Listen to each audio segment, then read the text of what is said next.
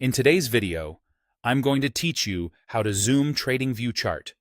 We're keeping it simple and focused so you can take control of your view in seconds and see exactly the amount of price action you want, whether that's a tight cluster of candles for precise analysis or a broader sweep for context. First, move your cursor over the chart. Make sure it's resting on the main chart area where the candles are displayed. If your pointer is sitting over menus, toolbars, or side panels, the scroll might move those panels instead of the chart. Placing the cursor directly over the candles tells TradingView you intend to adjust the chart view. With the cursor over the chart, use your mouse wheel to control the zoom. Scrolling the mouse wheel up zooms in. As you roll upward, you'll notice the timescale compressing so that each candle takes up more space. That means you'll see fewer candles, but each one becomes easier to read.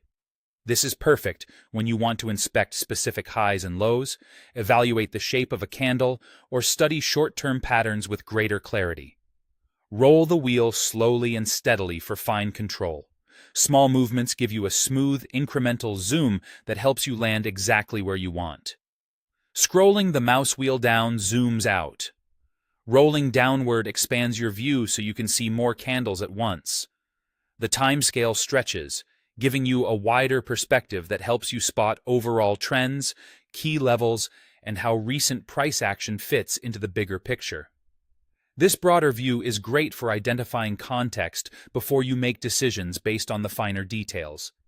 As you zoom in and out, remember that you're changing the timescale of what's visible on the screen, not switching the chart's time frame itself.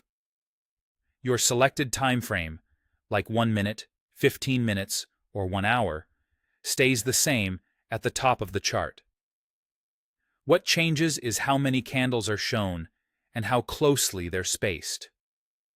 This allows you to keep your preferred time frame while adjusting the level of visual detail. If the zoom doesn't respond, double-check that your cursor is on the candle area and not on a sidebar or indicator list. Also, keep your hand movements gentle. Quick, large scrolls can overshoot your target. That's all there is to it. Hover over the chart, scroll up to zoom in, and scroll down to zoom out. You're simply shaping the timescale so you can see fewer or more candles as needed for your analysis.